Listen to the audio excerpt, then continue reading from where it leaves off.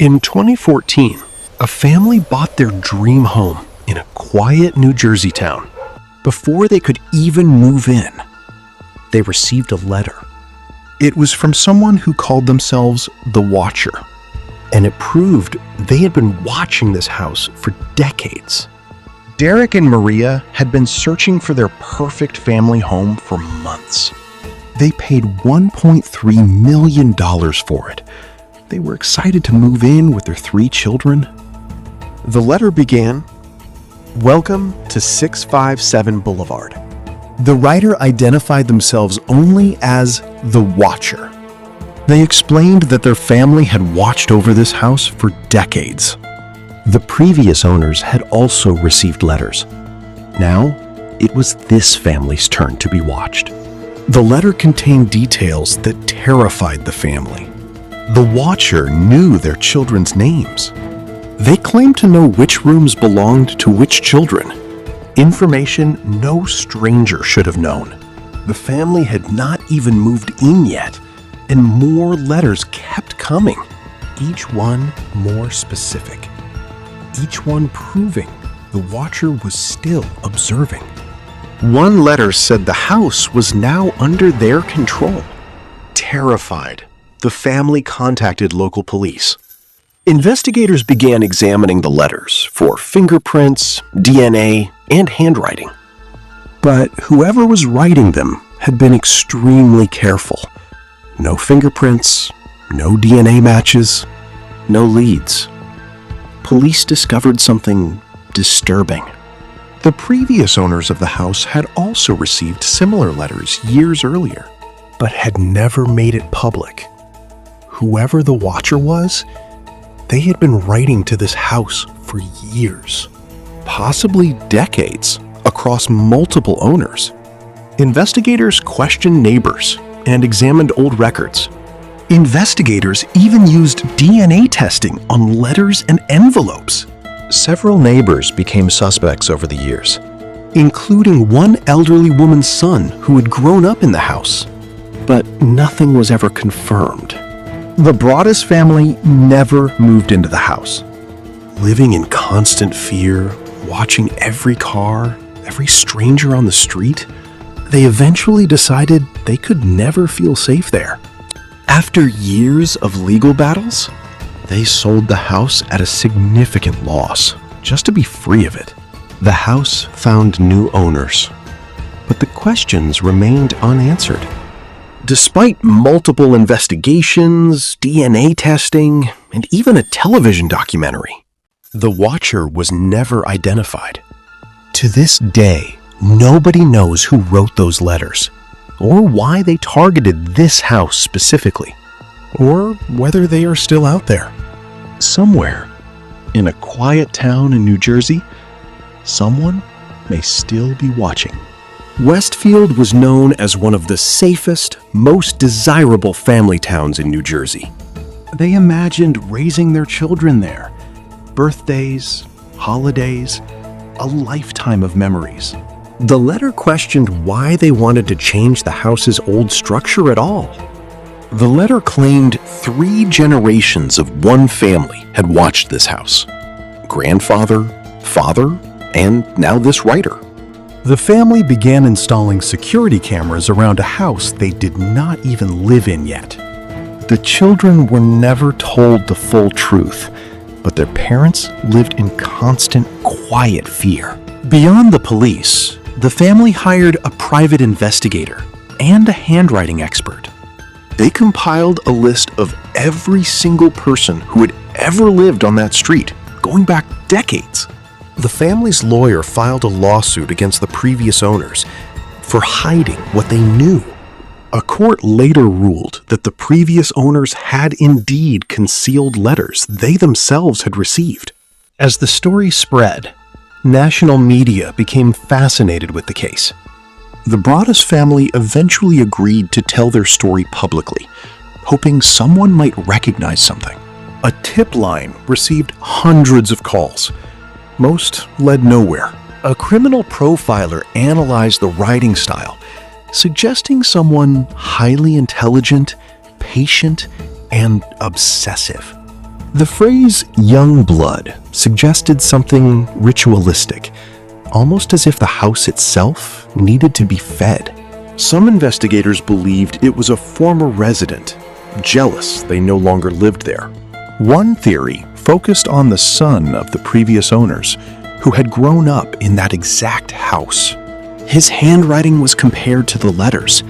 Investigators found similarities, but nothing conclusive. The stress took a heavy toll on the family. Maria later said she could not stop thinking about someone watching her children. For years, the house sat empty, paid for, owned, but never lived in. Every month, they paid the mortgage, taxes, and insurance for a house they could never enter. The financial burden grew larger every year. Nearly $1 million spent without ever living there. When they finally tried to sell, most buyers backed out the moment they learned the house's history. The story had become too famous. Everyone now knew this was the house with the watcher. Some neighbors grew uncomfortable as media attention brought strangers to their quiet street. Investigators looked into whether similar letters had been sent to other homes nearby. None were found. This single house, out of every house on the street, had been chosen specifically. Why this house? Investigators never found a satisfying answer. After nearly 4 years, they finally found a buyer willing to take the risk. They sold it for nearly $400,000 less than they paid, just to finally walk away. The new owners knew the house's dark history, but believed time had passed. Surely the watcher had moved on. They renovated the house extensively. New paint, new fencing, a completely different look. For the first time in years, no letters arrived. The new family lived there peacefully. Perhaps changing the house's appearance had been enough. But journalists and investigators were not satisfied. The questions remained. A television documentary crew arrived to dig deeper into the mystery. The original detective on the case, now retired, admitted it was the strangest case of his career.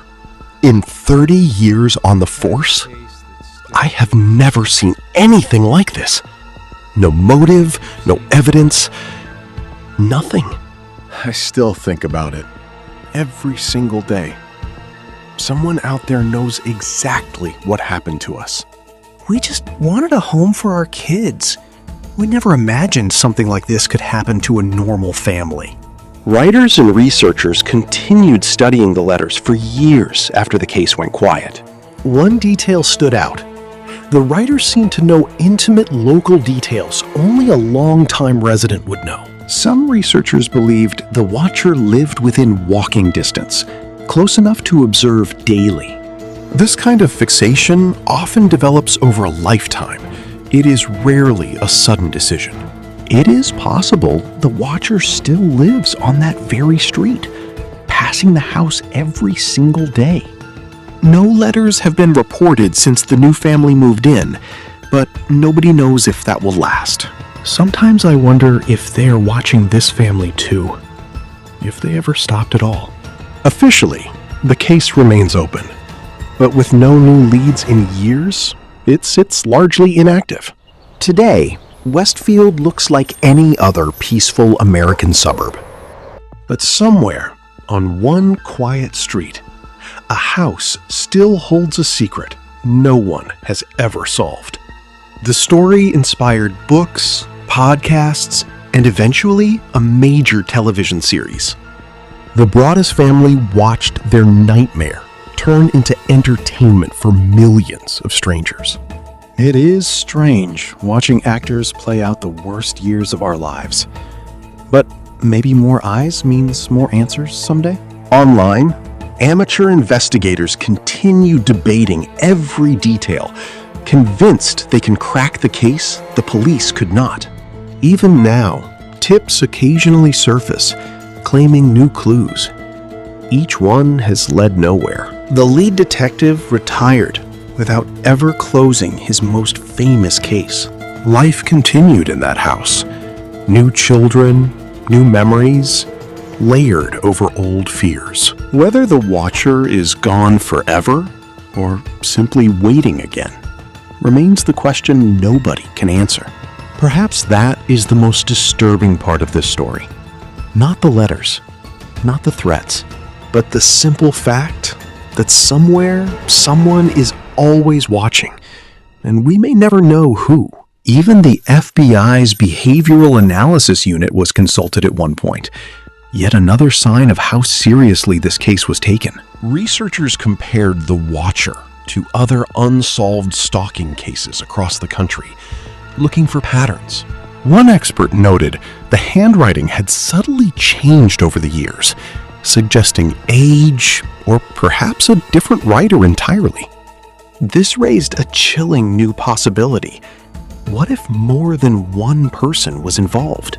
Even postal workers were questioned, though letters were dropped directly in the mailbox, bypassing postal tracking entirely. Several letters had no stamp at all, meaning the Watcher had walked up to that mailbox personally, again and again. Security cameras were installed after the fact, but never once captured anyone approaching that mailbox.